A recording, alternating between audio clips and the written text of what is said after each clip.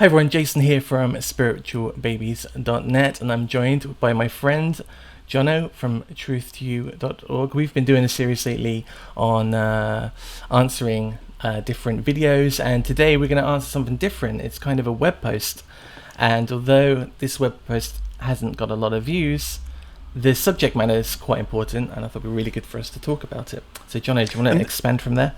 Thanks to Anna for bringing this to our attention. It's entitled 5 Things You Should Never Say When Sharing About the Messiah with a Jew. Should we say who this is by? I guess we should. Yeah, we can do. Yeah, it's not a problem. It's Sibbi Ben Daniel. He lives in Israel, and he himself is a believer in Yeshua. That's fair. Yep, and he's Jewish. He was born Jewish. Mm-hmm. That's important to mention too. Yeah. So he has a blog post, and in this blog post he has a little kind of preamble, and then he mentions these 5 things that you should never say or mention to a Jew when you're trying to sell them the concept of Jesus as a Messiah. And we're going to talk about some of these things and some related things. Now, what did you think initially when you read this? Well, I've seen this before. I remember being sent years ago from a guy called Scott Sekulow, Messianic Rabbi Scott Sekulow, sent me a book, and he sent me a little card, what not to say when missionizing to a Jew. And then as I was looking, there are many other sites that do this. There's a really interesting website called Jewish Voice. And you'd expect this to be a Jewish website, but it's not. It's a Messianic website. And they have a webpage called Sharing the Good News to the Jew First. And it tells you what you should and shouldn't do when you're speaking to a Jewish person. Is it now? It's not. Are each of those lists a little bit different, or is this has he pretty much taken from those? I mean, how similar are they? Yeah, actually, they're very similar. He gives you 5. Really? Yeah, he gives you 5 things that you shouldn't do. Some others go on to 10 or 20 or 7, depending on how much time they have. And sometimes it'll be something as small as vocabulary, like don't say this but say this. And sometimes it will be a bigger concept, like don't mention this thing, mention this thing. Right. Okay. So an example of that. Now I've seen that list, the list that says don't say Christ, say Messiah. Right. Or don't say Messiah, say Mashiach, or whatever it is. Okay. I've seen that before. This I hadn't seen anything like this before, and so it was interesting when Anna sent it to me. And on my initial reading of Sibbi's list, I was kind of on board with him. I found it really interesting. I kind of felt like he was on our team for the most part. Is that the way you sort of? How did it affect you? I noticed. I know what I first thought is that he may have. Like Hagee says that Jews have their own salvation; they don't need Jesus. That's a separate thing. So if you're a Christian, leave them alone. And I kind of thought, I thought that might be where he was going. But so that's a dual covenant theology, right?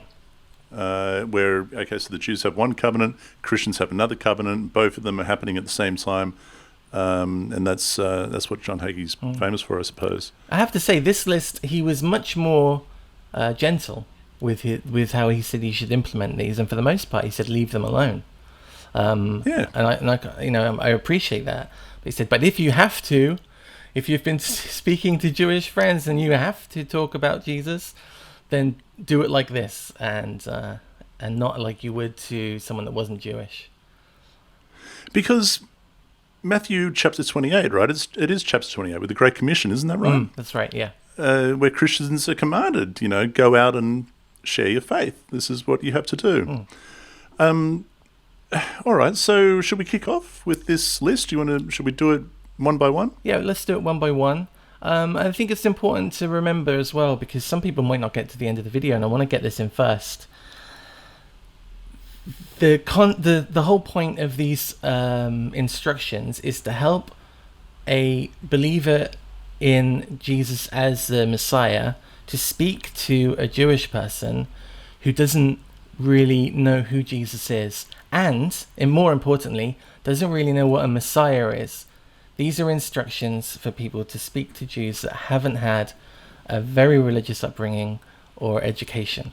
And the interviewer at this point, the person that's selling the concept, is counting on the fact that people don't know that what they're telling them isn't the only definition of the thing. And I think that's important before we go through, that people remember that because we might have people who have just come out of the New Testament 1 week ago, and when we talk now about what the Messiah is, they're going to think that what we're telling them is true. But we're giving okay. Well, I'm glad you clarified that. Yeah, so we're given the Christian perspective of what they believe is true and how they're going to sell that concept to a Jew. So the first one is never use a New Testament passage. Well, it's very telling, isn't it? Never use a New Testament passage. Now, when I read that, I actually went to his Facebook page, and in response to number one, he was asked a question from one of his Facebook friends, and they said, they asked, so you should never tell a Jew about what Christ did on the cross, or just about the blood specifically? And Sibbi replied, let's just say that the safest is to let us figure it out, because Yeshua said that it is prophesied of him in the Torah, the prophets, and the Psalms, right? And he goes on to say, that is what the Jews are reading, and the revelation comes from the Father. He uses that the revelation comes from the Father, I think, quite a lot.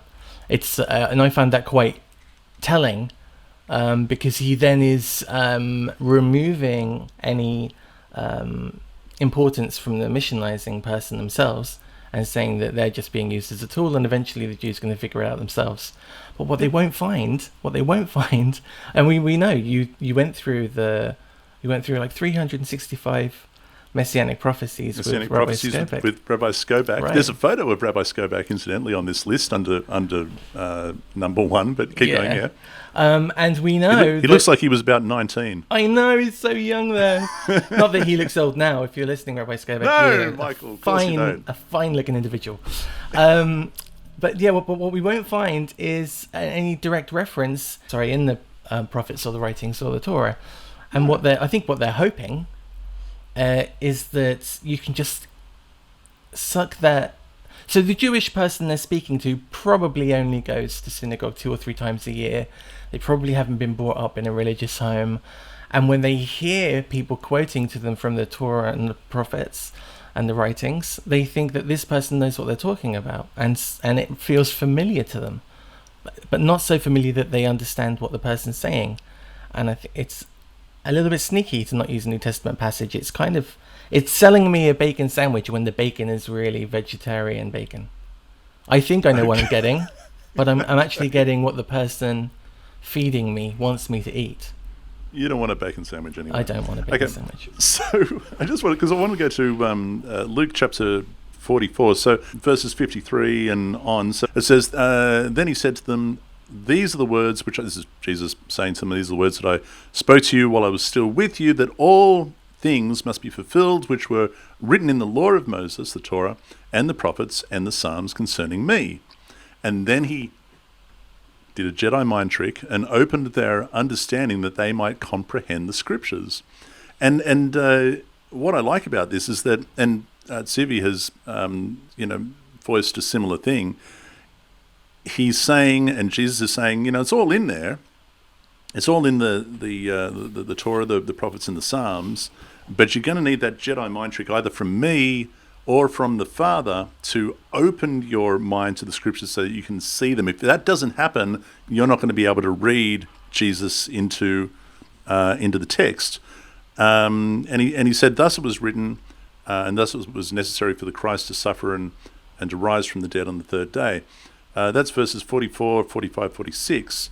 And so what he's basically saying is that in the Torah, in the prophets, and in the Psalms, it is written that the Messiah would suffer and die and rise on the third day and all that sort of stuff.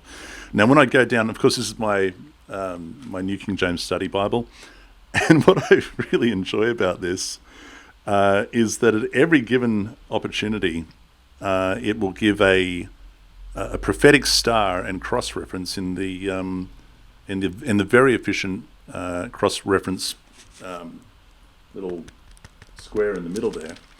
And when it comes to the cross references to the law of Moses, the prophets, and the Psalms, I don't know if you can see this, but verse 44, 45, 46, they're all New Testament references. Can you see that? And there's just a handful of New Testament references. There's nothing there. There's no little black star that says, "Oh, this is where the prophecy was fulfilled that was spoken in the prophets, in the Psalms, in the Torah." Nothing. And of course, as you pointed out, we found that to be the case when we did the 365 Messianic Prophecies, the 365 series with Rabbi Michael Skobac. But that's what he's echoing, I suppose. The way that works. So there's the classic horror film called The Shining with Jack Nicholson. And there's a fan theory that it's actually about the massacre of Indians at a time when the West was being taken from the Native Americans. Really? Called Wounded Knee. Right, so it's this really tragic event at Wounded Knee where everyone was slaughtered, and it's diabolical what happened. But in The Shining, there were all these references to Red Indian culture, and then later on in the film, there are these cans with this Red Indian's face on it that keeps coming up. And the fan theory is that Kubrick wanted to make a film about the white man's bloodlust, and this was the undertone of the movie. But Kubrick never says that. The film never really implies it. The story arc, the character narration, the intro, nothing about the film projects that to the viewer, so they know that's what the film is about. It's a group of people online have come up with this theory, and once you buy into the theory, you can start finding references to Red Indians through the whole film. It's interesting. So, do you know, that's like another one. This would be a similar thing. Dark Side of the Moon, Wizard of Oz. Right. Once you buy into that, the whole album starts to seem like a reference. Everything falls into place. Yeah, that's another really good one. But if the authors and creators of those pieces of media had really wanted that to be what the viewer was understanding from engaging in it, they would have said. And the Torah and the prophets and the writings also would have said, but they didn't. And I think that's what we have to remember when we're talking about Christian concepts that are hidden in the Tanakh. God doesn't hide things from the people he's trying to help. It's counterproductive. That aside, don't use New Testament passages. Fine. Yeah, okay. Yes, done. Done. Number 2, do not mention the Son. I find that interesting. I wasn't brought up with a Jewish upbringing. I wasn't brought up. I was brought up with a Christian upbringing, so I find it. I don't know what it is like for a Jewish person who was brought up with a Jewish upbringing to hear someone talk about the Son. I guess it screams to them Christianity. But for me, when I think of the Son in the Tanakh, of course, we think of passages like Exodus chapter 4, verse 22, where God says, "Israel is my son, my firstborn," and Solomon is the only person, I'm pretty sure, the only person who is referred to specifically by name as God's son. And we find that in 1 Chronicles chapter 22, verse 10. But apparently referring to the Son is a turn-off for most Jewish people. What are your thoughts? Yeah, and I think not by name, but just generically, David, I think, references himself as a son, and that God is his father in the Psalms as well. It comes up a few places. I'm just going to read this out, actually. Even among well-known Christian theologians, there are disputes regarding the true nature of Messiah. So, that's the first line of the do not mention the Son. And basically what it's saying is, don't mention it to this Jewish person, because even among people that do believe in Yeshua, they still don't. They still haven't made up their mind whether he's a son, or whether he is God, or whether he isn't God, or what the whole existence of Yeshua meant in a human way, in a spiritual way. What does it mean? And I find it interesting that he starts with that argument, with the Christians haven't made up their own mind yet, rather than you're going to turn Jewish people off because they understand the Son of God to be a pagan idea outside of the Tanakh. Number 3, Messiah's blood atones for your sin. Number 3 of things not to say to Jewish people. And I enjoyed this because he quoted John chapter 6, verse 53. And quite rightfully so, because, I mean, it didn't really work very well back then either. And that was when Jesus said, and I'm just going to read it from the New Testament, from verse 53, John chapter 6. Jesus said to them, "Most assuredly I say to you, unless you eat my flesh, eat the flesh of the Son of Man and drink his blood, you will have no life in you. Whoever eats my flesh and drinks my blood has eternal life. And I will raise him up the last day, for my flesh is food indeed, and my blood is drink indeed. He who eats my flesh and drink..." Boy, he goes on a bit about this, doesn't he? "He who eats my flesh and drinks my blood abides in me, and I in him. Blah. He who feeds on me will live because of me," and so on and so forth. And it says in verse 60, "Therefore many of his disciples, when they heard this, said, yeah, it's pretty hard. Who can understand it?" And they just went away. It said from that time on, many of his disciples went back and walked with him no more, and quite rightfully so. And so I guess that's what Sibbi is citing, going, it didn't work back then, it's not going to work now. And the reason why is because it's an entirely foreign concept in the Tanakh. In fact, we're commanded not to drink blood, especially human blood. Thoughts? Even though he assumes that you are speaking to a Jew that hasn't had a very religious upbringing, he still understands that this Jewish person is going to hear alarm bells when you start talking about a man's blood atoning for your sins. And isn't that telling? What's more telling is that the first line of this one says, "While Yeshua was still roaming in the land of Israel, many people following him had a hard time understanding the concept of human sacrifice." And what that tells me is that the majority, and the vast majority, if you think that Jesus, I mean, I think he preached to 5,000 people at one point, but he really only had a handful of real followers. All the other Jews, all the other Jews that went to synagogue every week and studied and lived in an Israelite lifestyle with the Torah as their guideline, didn't understand what he was saying about human sacrifice. That the concept of human sacrifice was a thing that would be okay with God. And so I find it fun that he mentions that at the beginning. He's basically saying that in a time probably when the Torah was being lived out more than any other time, when the Jewish people were living very Jewish lives, at that point, nobody believed in this concept of human sacrifice and that would be okay. Well, I mean, it states specifically, doesn't it, in the Tanakh, in the Torah, that human sacrifice is an abomination to God. It's very, very clear. But it seems to be that Sibbi understands this to be okay. And that reminds me, remember last time when we answered Zachary Bauer's, what was it called? His video, whatever it was called. Is Jesus God? That one. And, is Yeshua God?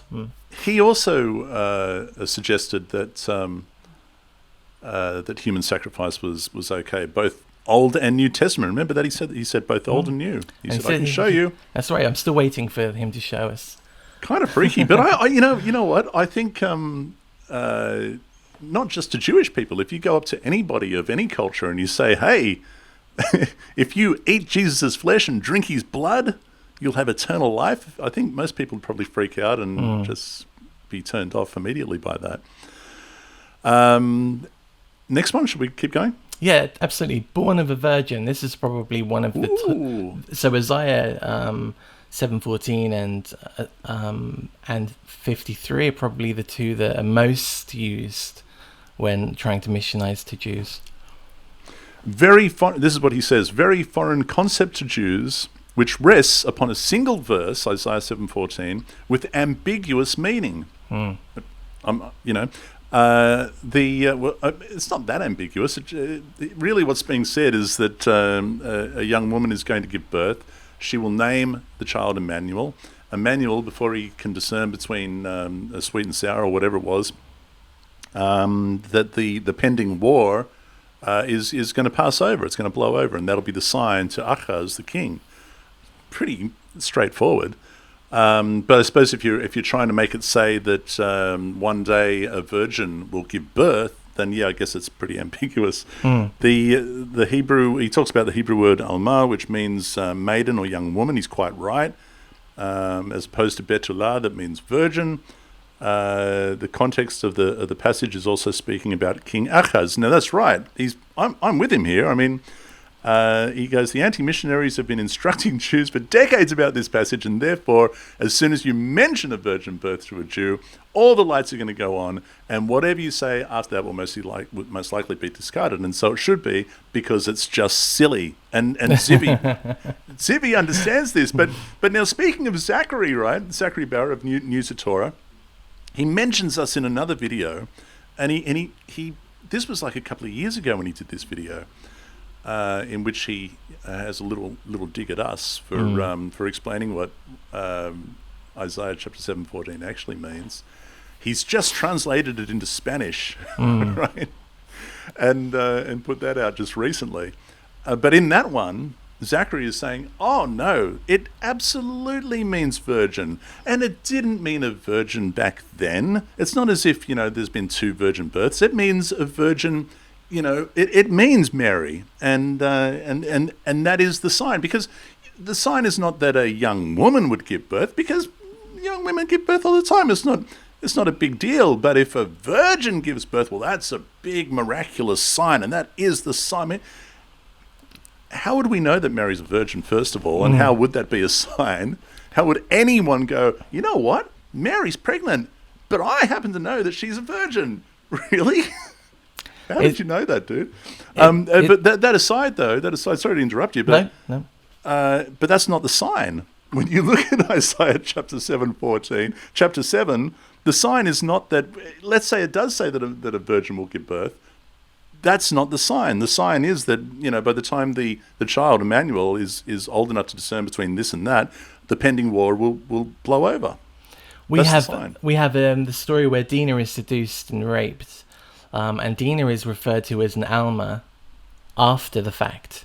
So it couldn't possibly mean virgin in every instance that's being used, because she wouldn't have been a virgin at that point. But what I really love about what he's written here is that he's answered all the questions for us. He specifically says, he says that Alma means a maiden or a young woman. He and Zachary are fighting against each other. Zachary's saying, no, it definitely means it. It's absolutely it is. And Sibbi's right. He's saying, no, this is a bit silly. Just leave that one alone. Now, I think, if I remember correctly, Tovia was telling me that even Michael Brown says, leave this one alone. We'll look stupid. Just stop referring to this, because it's just not right. Oy. Anyway. Okay, number 5. We're at the end of this list. Although I'm kind of enjoying this, I might do a follow up with some more good stuff. All right. So receive Jesus into your heart. Again, this is a list of things that you should not mention to a Jewish person if you're trying to sell them the concept of Jesus as Messiah. Now I'm laughing because what's the first thing he says after that? Please no! Exclamation mark. Please no! Capitals exclamation mark. Like, really, just whatever you do, don't say receive Jesus into your heart. As much as you have only good intentions and want the Jewish people to be saved, the above statement will only meet rejection and disappointment from my Jewish brothers and sisters. Man. I think the takeaway from this, and this will tie into this, is that web pages like this are assuming, rightfully usually, that the Jew that you work with in your workplace who doesn't wear a kippah or a yarmulke and doesn't seem to be in a hurry to go home on a Friday afternoon doesn't really know that much about the Bible. But they do know enough from the few times a year they go to the synagogue, from what they've learned from their grandparents, that some concepts of Christianity completely rule out being a Christian if you're a Jew, and they're assuming that you know a little bit, and that's why they're telling you to avoid certain passages and certain things, so you don't raise any of those flags. And what this guy is offering is a softer sell than some other ones I've read, but it's still trying to sell. And I find it a little bit not just disingenuous, but almost feels like racism, that these things are dumbing down what the actual core concepts of the faith is for a select group of people, so they can understand without being put off. And I'd be, if I was Jewish, I'd be very hurt and offended that someone would feel that I wasn't intelligent enough to hear what they had to say without jumping to what they believe are the wrong conclusions, and what the Jewish person is at the right conclusions. And this is exactly the same here. It's saying don't ask them to receive Jesus into your heart, although that's perfectly okay for the rest of the world to do. But for this Jewish person, don't try it. Don't try it. It's kind of weird, because I kind of think, Sibbi, if you've got to write these things off, which are pillars of the never use the New Testament. Come on, dude. If you've got to write this list, why are you holding on to this faith? I just don't understand it. Now he goes on to say, when Yeshua himself asked his disciples, "Who do you say that I am?"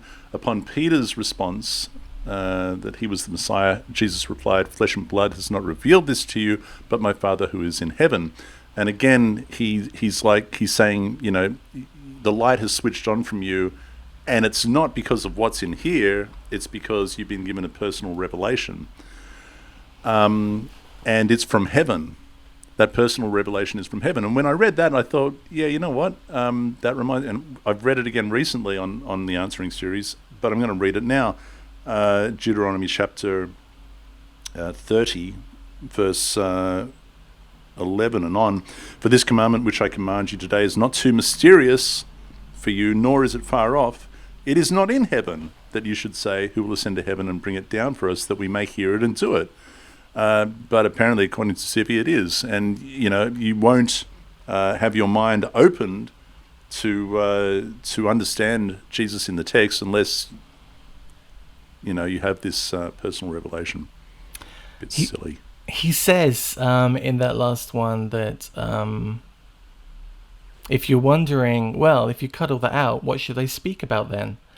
And then basically that you should just be a good person, and they're going to kind of get on board because you're the example.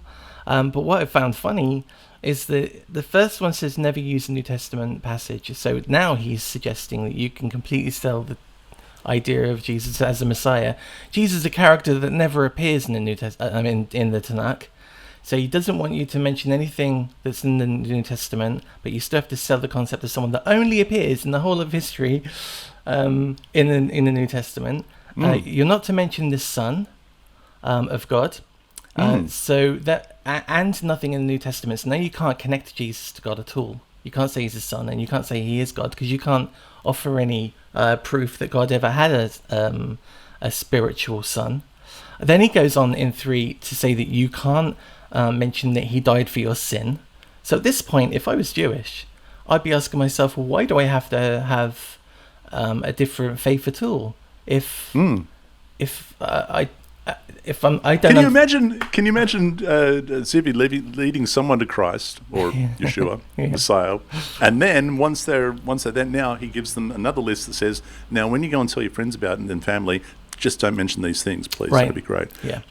So, and as you mentioned, he does say in closing, he said, if you're wondering, well, if you're cutting all this out, then what should I speak about then? He said, soon the next thing that he's going to release is what you can share and what you can say. Now, he hasn't released that yet. I would have really enjoyed that, but when was this published? Oh, I think it's quite recent.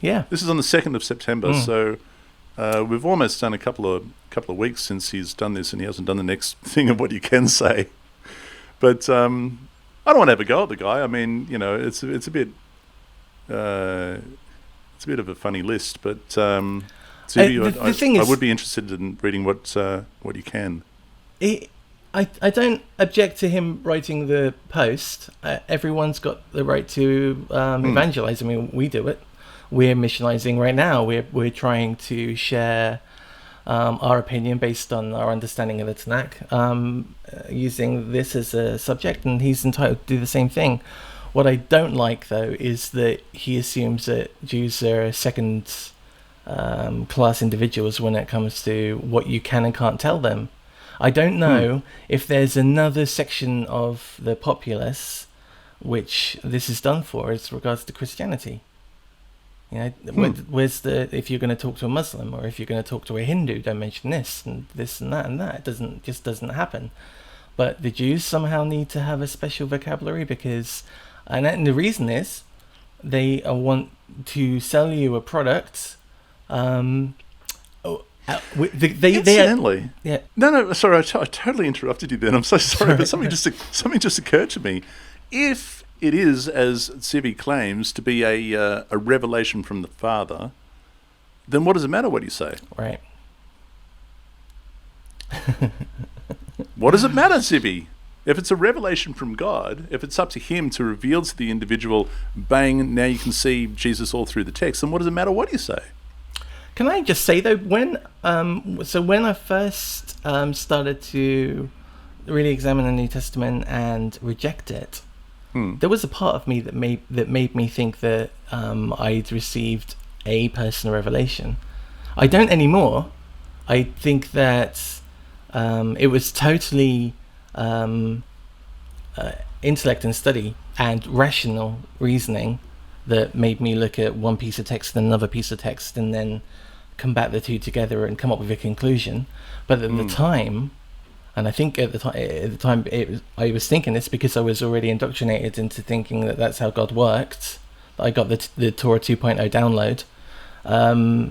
So I can see where he's kind of coming from, but it's worth mentioning that in Hebrew literature, when you read heart and mind, you're actually reading mind and heart. It's a flip around. So when people led from their heart, that's like an intellect, and their mind is the thing that's kind of floaty and weird. And it's worth, when you read going through Proverbs or Psalms, and someone talks about being their heart ruling them, that's their mind and their intellect doing it. And I think it's your mind and your intellect that it ultimately will bring you out of the New Testament, but it's your will and want for a spiritual life that will get you into the New Testament. I think it's interesting that those two things are juxtaposed. I haven't used that word for a long time. Juxtaposed. 5 points. That's a good word. I like that. Juxtaposition. The more syllables, the better. Yeah. Excellent. I think we're done. Are we done? We are done for this week. If you have a video or a blog post and you think it's something that you'd like us to talk about and get our opinions on, please message us on Facebook or leave a comment under this video. Head over to Jono's website, truth2letturu.org, just like you. And you'll find a huge catalogue and library of good stuff. You also have 1 week left if you want to jump on the tour bus with Jono and Rabbi Tovi. Do you want to tell us a little bit about the tour? Oh, wow. Yeah. Okay. There's 1 week. If you think that you can pay for your ticket this week for the Tanakh tour, and organise and make sure you have a passport. Okay, that's important. Then by all means, let us know, because we just have to concrete up all our reservations and bookings, and after this week, you won't be able to join the Tanakh tour. That's with myself, Rabbi Tovi, a singer. We're taking a group of wonderful people in a bus up and down Israel, and spending some wonderful time in Jerusalem. It's going to be great. So we would love to have you join us, but you've got this week to sort it out. So go to truth2letturu.org, truth2u.org, follow the links, and that'll give you all the information that you need. Brilliant. And don't forget to go over to the YouTube channel that this is being hosted on and hit that subscribe button. You hitting like and subscribe on my videos really helps out the channel, and we will reach more people if we get more subscribers. Other than that, I think we're done, and we'll see you all again next week. Bye-bye.